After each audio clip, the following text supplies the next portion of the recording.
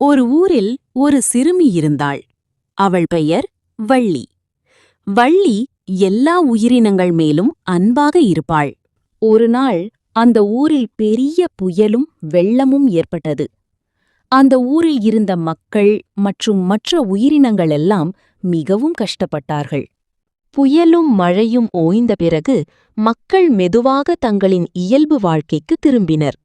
ஒருநாள் வள்ளியின் அம்மா வேலைக்குச் செல்லும்போது வெள்ளத்தில் நெல் நனைந்துவிட்டது. நான் வேலை முடித்து வரும் வரை அதை வெயிலில் காய வைத்து பாதுகாப்பாக கவனித்துக் கொண்டீரு, வள்ளி, என்று சொல்லி அம்மா வேலைக்கு புறப்பட்டாள். வள்ளியும் அம்மா சொன்னதை கேட்டு பாடிக்கொண்டே நெல்லை வெயிலில் காய வைத்தாள். அப்போது தூரத்திலிருந்து ஒரு பேசும் காக்கா தன் உணவை தேடி அலைந்து நம்பிக்கையை இழந்து ஒரு மரத்தடியில் அமர்ந்தது. அப்போது வள்ளியின் பாட்டை கேட்டு காக்கா வள்ளியிடம் வந்தது. பாப்பா, பாப்பா, எனக்கு மிகவும் பசிக்கிறது, ஒரு நெல்லாவது தா என்று கேட்டது. உடனே கருணை கொண்ட வள்ளி அந்த பேசும் காக்காவுக்கு ஒரு நெல்லை கொடுத்தாள். அப்போது காக்கா, நான் உனக்கு திரும்பவும் ஒரு நெல்லை கொடுக்கிறேன் என்று சொல்லி காக்கா பறந்து போனது. வள்ளி அதை மறந்து நெல்லை காய வைத்துக் கொண்டே இருந்தாள். மாலை நேரம் அம்மா வீடு திரும்பினாள். நெல்லையெல்லாம் சரியாயிருக்கு இல்லையா என்று கேட்டாள். வள்ளி சிரித்துக்கொண்டு, ஒரு நெல்லை மட்டும் காக்காவுக்கு கொடுத்துட்டேன் என்றாள். அம்மா சற்று கோபமாய் பார்த்தாள். ஆனா ஒன்றும் சொல்லவில்லை. அந்த இரவு வள்ளி தூங்கிக் கொண்டிருந்தாள். திடீரென தட் தட் தட் ஜன்னலுக்கு வெளியே ஓசை. வள்ளி விழித்தாள். ஜன்னலை திறந்தாள். அங்கே அதே காக்கா. ஆனா அது ஒரே ஒரு நெல்லை கொண்டு வரவில்லை. அது வாயில் ஒரு சிறிய கருப்பு கல். இது என்ன என்று வள்ளி கேட்டாள். காக்கா சொன்னது, நீ கொடுத்தது நெல்லில்லை, நம்பிக்கை. அது அந்த கல்லை கீழே போட்டது. காக்கா பறந்து சென்றது. வள்ளி அந்த கல்லை பார்த்தாள். அது சாதாரண கல் மாதிரிதான் இருந்தது. அம்மாவிடம் காட்டினாள். அம்மா சிரித்தாள். காக்கா உன்னை ஏமாத்திடுச்சு. வள்ளி எதுவும் பேசவில்லை. ஆனால் வள்ளியின் மனத்திற்குள் ஆர்ப்பரித்த மகிழ்ச்சி. பேசும் காக்கா சொன்னதை நினைத்து பார்த்தாள். நீ தந்தது நெல்லு மட்டுமல்ல, நம்பிக்கை. அந்த கிராமத்தில் கோடை காலம் மிகவும் கடுமையாக இருந்தது. மதிய நேரம் வந்தால் எல்லோரும் வீட்டுக்குள் சென்று விடுவார்கள். அப்போது அருண் மற்றும் மீனா வீட்டிலிருந்த பழைய டேபிள் விசிறி அருகில் விளையாடிக் கொண்டிருந்தார்கள். அந்த விசிறி ரர் ரர் ரர் என்று சத்தம் போட்டுக்கொண்டு வேகமாக சுற்றிக் கொண்டிருந்தது. மீனா திடீரென்று ஒரு யோசனை செய்தாள். அவள் விசிறிக்கு பக்கத்தில் சென்று ஹலோ என்று சத்தமாக கத்தினாள். உடனே விசிறி காற்றுடன் அந்த சத்தத்தை மாற்றி ஹெலோ ஹெலோ ஹெலோ என்று ஒலிக்கச் செய்தது. அதைக் கேட்டதும் மீனா சிரித்தாள். அருண், இதை பார், இது நம்ம பேசுறது திருப்பி சொல்ற மாதிரி இருக்கு என்றாள். அருணும் ஆர்வமாக ஓடி வந்தான். அவன் சிரித்துக்கொண்டு, நீ ரொம்ப நல்லவள் என்று சொன்னான். விசிறியும் நல்லவள் நல்லவள் என்று திருப்பிக் கொடுத்தது. இருவரும் வயிறு குலுங்க சிரித்தார்கள். சிறிது நேரம் கழித்து அருணுக்கு ஒரு வேடிக்கை தோன்றியது. அவன் கோபமாக முகம் சுளித்து முட்டாள் என்று விசிறியிடம் கத்தினான். உடனே விசிறியும் அதையே திருப்பிக் கொடுத்தது. முட்டாள் முட்டாள். அதைக் கேட்ட அருண் அதிர்ச்சியடைந்தான். ஏன் இதை இப்படி சொல்றது என்று கேட்டான். அந்த நேரத்தில் அவர்களின் தாத்தா அங்கே வந்தார். தாத்தா மெதுவாக சிரித்தார். என்னப்பா நடக்குது இங்கே என்று கேட்டார். மீனா எல்லாவற்றையும் சொன்னாள். தாத்தா சிறிது நேரம் அமைதியாக இருந்தார். பிறகு அருணை பார்த்து கேட்டார், நீ விசிறிக்கிட்ட என்ன சொன்ன? அருண் தலை குனிந்து முட்டாள் என்றான். அதனால்தான் அதுவும் அதையே திருப்பிக் கொடுத்தது என்றார் தாத்தா. அருண் குழப்பமடைந்தான். ஆனா தாத்தா, இது வெறும் விசிறிதானே? தாத்தா சிரித்தார். ஆமா, ஆனா வாழ்க்கையும் இதுபோலதான். நாம் என்ன பேசுறோமோ என்ன செய்றோமோ அதுதான் நமக்கு திரும்ப வரும். இரு குழந்தைகளும் அமைதியாக கேட்டுக்கொண்டிருந்தார்கள். தாத்தா தொடர்ந்தார். நீ மற்றவர்களிடம் கோபமாக பேசினா அவர்கள் கூட கோபமாக பேசுவாங்க. நீ அன்பாக நடந்துகிட்டா அன்பு திரும்ப வரும். இதுக்கு நான் ஒரு கதை சொல்றேன் என்றார் தாத்தா. ஒரு நாள் கிராமத்தில் ஒரு வயதான பாட்டி இருந்தார். அவர் மிகவும் ஏழை. பலர் அவரை பார்த்து சிரிப்பார்கள். சிலர் உதவி கூட செய்ய மாட்டார்கள். ஆனால் ஒரு சிறுவன் மட்டும் தினமும் அவருக்கு தண்ணீர் கொண்டு கொடுப்பான். அவருடன் அன்பாக பேசுவான். ஒரு நாள் அந்த பாட்டி உடல்நிலை மோசமாகிவிட்டது. அப்போது கிராமத்திலிருந்த யாரும் உதவ வரவில்லை. ஆனால் அந்த சிறுவன் மட்டும் ஓடி மருத்துவரை அழைத்து வந்தான். பாட்டி குணமடைந்த பிறகு அனைவரிடமும் சொன்னார், நான் ஏழைதான். ஆனா இந்த குழந்தை எனக்கு கொடுத்த அன்பு பெரிய செல்வம். அந்த நாளிலிருந்து கிராம மக்கள் எல்லோரும் மாற ஆரம்பித்தார்கள். அருண் மெதுவாக சிரித்தான். அவன் விசரியிடம் சென்று நன்றி என்று சொன்னான். விசரியும் நன்றி நன்றி என்று திருப்பிக் கொடுத்தது.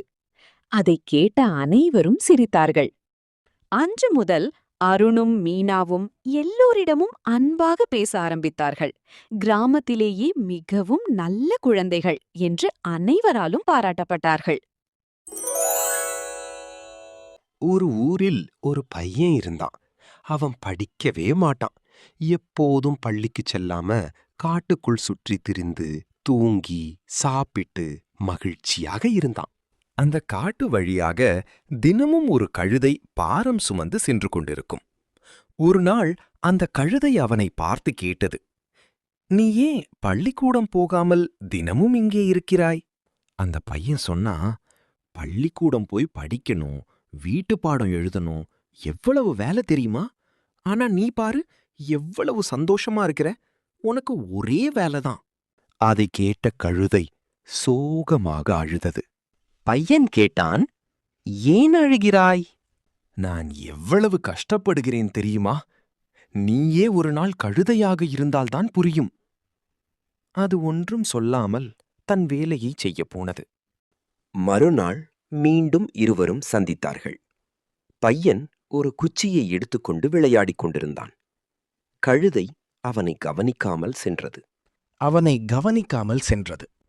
அடுத்த நாள் பையன் கழுதையை எதிர்பார்த்து காத்திருந்தான். ஏய் கழுதா, நில்! உனக்கு மட்டும் வேலை இல்லை, எனக்கும் இல்லையே என்று சிரித்தான். கழுதை கேட்டது, ஏன் சிரிக்கிறாய்? பையன் சொன்னான், நான் படிக்காமல் இருந்தாலும் கவலை இல்லை.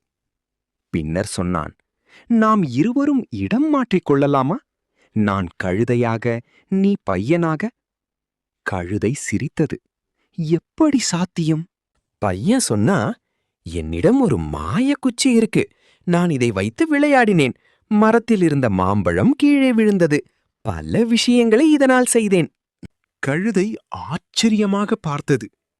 பையன் சொன்னான், சரி, இப்போ மாற்றிக்கலாமா? கழுதை சம்மதித்தது.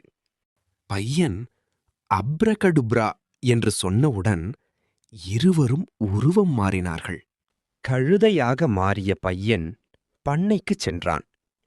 இனி பள்ளிக்கூடம் போக வேண்டாம் என்று நினைத்தான். ஆனால் முதலாளி அவனை அடித்து அதிக பாரம் சுமக்க வைத்தான். சாப்பாடும் சரியாக கிடைக்கவில்லை. அவன் தினமும் கஷ்டப்பட்டு அழுதான். ஒரு நாள் இருவரும் மீண்டும் காட்டில் சந்தித்தார்கள். கழுதையாக இருந்த பையன் அழுதான். எனக்கு மிகவும் கஷ்டமாக இருக்கிறது. பையனாக இருந்த கழுதை சொன்னது, நான் இப்போது மிகவும் சந்தோஷமாக இருக்கிறேன். பள்ளிக்குச் சென்று நல்லபடி படிக்கிறேன். பையன் கேட்டான், நாம் மீண்டும் பழையபடி மாறலாமா? கழுதை சொன்னது, ஒரு நிபந்தனை. இனிமேல் நீ நன்றாக படிக்க வேண்டும். பையன் உடனே ஒப்புக்கொண்டான். மீண்டும் அப்ரகடப்ரா என்று சொல்ல இருவரும் தங்கள் இயல்பான உருவத்திற்கு திரும்பினார்கள். பையன் சொன்னா, நீ ரொம்ப பாவம், உன்னை அடிக்கிறாங்க. கழுதை சிரித்துக் கொண்டு மறைந்தது. அந்த நேரத்தில் பையன் கையிலிருந்த மாயக்குச்சியும் மறைந்தது. அப்போது ஒரு மாமரம் பேசினது. குழந்தையே, படிக்காமல் இருக்கும் குழந்தைகளுக்கு பாடம் கற்பிக்கத்தான் இதை செய்தோம். பையன் அதிர்ச்சியடைந்தான். எனக்கு புரிந்துவிட்டது, என்னை மன்னித்து விடுங்கள் என்று சொல்லி வீட்டிற்கு பாய்ந்தான். அம்மா, அப்பா என்று கூப்பிட்டான். அவர்கள் கேட்டார்கள், என்ன ஆனது? பையன் சொன்னான், என்னை மன்னித்து விடுங்கள், இனிமேல் நான் நன்றாக படிப்பேன். அம்மா அன்பாக சொன்னாள், என் பையன் நல்ல பையன்தான். அப்பா சிரித்துக்கொண்டு, சரி போதும், முதலில் சாப்பிடுவோம் என்றார். மூவரும் மகிழ்ச்சியாக சேர்ந்து சாப்பிட்டார்கள். ஒரு அழகான ஊரில் ஒரு நல்ல மனசுடைய ராஜா இருந்தார். அவரது பெயர் அர்ஜுனா. அவர் தனது நாட்டையும் மக்களையும் மிக அன்புடன் பார்த்து கொண்டார். எப்போதும் சிரித்துக்கொண்டே இருப்பார். யாரிடமும் கடுமையாக பேச மாட்டார். ஆனால் இந்த நல்ல குணம் காரணமாகவே மக்கள் அவரை பெரிதாக மதிக்கவில்லை. சிலர் அவரை லேசாக எடுத்துக்கொண்டனர். குழந்தைகள் கூட, ஏய் சிரிப்பு ராஜா என்று கிண்டல் செய்தனர். அதனால் ராஜாவுக்கு உள்ளுக்குள் கவலை அதிகமானது. ஒரு நாள் அரண்மனையில் தனியாக அமர்ந்து கொண்டு அவர் அழுதார். நான் எல்லாரிடமும் அன்பாக இருக்கிறேன், ஆனா யாரும் என்ன புரிஞ்சுக்க மாட்டாங்க என்று மனமுடைந்தார். அப்போது ஒரு தேவதை தோன்றினாள். நல்லவர்களுக்கு கஷ்டம் வந்தா நான் வருவேன் என்றாள். ராஜா தனது துயரத்தை கூறினார். தேவதை ஒரு மந்திரத்தை செய்து மறைந்தாள். அடுத்த நாள் ராஜா முற்றிலும் மாறியிருந்தார். இப்போது அவர் கடுமையாகவும் கோபமாகவும் பேச ஆரம்பித்தார். அரசவையில், ஒவ்வொருவரும் தங்களுடைய பணியை சரியாக செய்ய வேண்டும், இல்லையெனில் பதவியிலிருந்து நீக்கப்படுவீர்கள் என்றார். அனைவரும் அதிர்ந்து போனார்கள். முன்பு அவரை ஏமாற்றிய மந்திரிகள் கூட இப்போது பயந்து கொண்டனர். ஊருக்கு சென்றபோது மீண்டும் குழந்தைகள் சிரிப்பு ராஜா என்று சொன்னார்கள். ராஜா நின்று, நான் உங்களிடம் சிரித்து பேசினால் சிரிப்பு ராஜாவா? இனிமேல் கோபமாக பேசுவேன் என்றார். அதைக் கேட்ட குழந்தைகள், வேண்டாம் ராஜா, எங்களை மன்னிச்சிடுங்க என்று அழுதனர். ராஜா அமைதியாக அங்கிருந்து சென்றார். மறுநாள் அரசவை. யாராலும் ஒரு திட்டமும் சொல்ல முடியவில்லை. அந்த இரவு தேவதை மீண்டும் தோன்றினாள். இப்போ நீ எப்படி இருக்க விரும்புற என்று கேட்டாள். ராஜா உடனே சொன்னார், என் இயல்பே என் பலம், நான் முன்போல அன்பாகவே இருக்கணும். மறுநாள் ராஜா மீண்டும் சிரித்தபடி அன்பாக பேச ஆரம்பித்தார். இந்த முறை மக்கள் உண்மையாக அவரை மதித்தனர். குழந்தைகளும் மன்னிப்பு கேட்டனர். ராஜா, நீங்கள் எல்லாம் என் மக்கள்தான் என்றார். அனைவரும் மகிழ்ச்சியாக வாழ்ந்தனர்.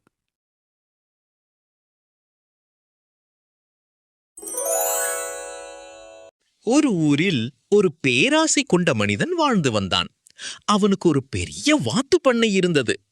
தினமும் வாத்துகள் இடும் முட்டைகளை அதிக விலையில் விற்று நல்ல வருமானம் சம்பாதித்து வந்தான். ஒரு நாள் ஒரு தாத்தா ஒரு வாத்தை கொண்டு வந்து விற்க முயன்றார்.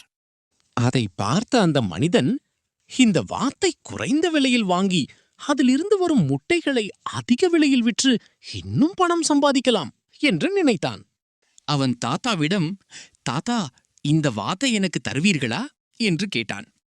தாத்தா சொன்னார், இல்லை, நான் தரமாட்டேன். ஏன் தாத்தா தரமாட்டீர்கள் என்று கேட்டான். அதற்கு தாத்தா, இந்த வாத்து மிகவும் அபூர்வமானது என்றார். அப்படி என்ன சிறப்பு என்று ஆவலுடன் கேட்டான் மனிதன். இது தங்க முட்டையிடும் வாத்து என்றார் தாத்தா. அதைக் கேட்டதும் மனிதன் பேராசையில் மூழ்கினான். எவ்வளவு பணம் கேட்டாலும் தருகிறேன், இந்த வாத்தை எனக்கு கொடுங்கள் என்றான். தாத்தா சற்று யோசித்து, சரி, நீ வைத்திருக்கும் எல்லா வாத்துகளையும் எனக்கு கொடுத்தால் இந்த தங்க வாத்தை உனக்கு தருகிறேன் என்றார். மனிதன் முதலில் தயங்கினான். எல்லா வாத்துகளையும் கொடுத்தால் என்ன ஆகும் என்று நினைத்தான். ஆனால் உடனே, இந்த தங்க வாத்து கிடைத்தால் தினமும் தங்க முட்டை கிடைக்கும், அதை விற்று இன்னும் நிறைய வாத்துகள் வாங்கிக் கொள்ளலாம் என்று பேராசையுடன் முடிவு செய்தான். சரி தாத்தா, என் எல்லா வாத்துகளையும் எடுத்துக்கொள்ளுங்கள் என்றான். தாத்தா அவனிடம் இருந்த எல்லா வாத்துகளையும் எடுத்துக்கொண்டு அந்த வாத்தை அவனிடம் கொடுத்தார். மறுநாள் மனிதன் மிகுந்த ஆவலுடன் அந்த வாத்தின் முட்டையை எடுக்கச் சென்றான். ஆனால் அவன் பார்த்தது ஒரு சாதாரண முட்டை மட்டும்தான். அவன் அதிர்ச்சியடைந்தான். அப்போது ஒரு சிறுவன் வந்து, அண்ணா, எனக்கு 10 வாத்து முட்டை வேண்டும் என்றான். அவன் உள்ளே வந்து பார்த்தான். மனிதன் தலை பிடித்து கவலையுடன் அமர்ந்திருந்தான். அண்ணா, என்னாச்சு? உங்கள் வாத்துகள் எங்கே என்று கேட்டான். மனிதன் நடந்ததையெல்லாம் சொன்னான். அதை கேட்ட சிறுவன் சிரித்து, அண்ணா, எந்த வாத்தும் தங்க முட்டையிடாது.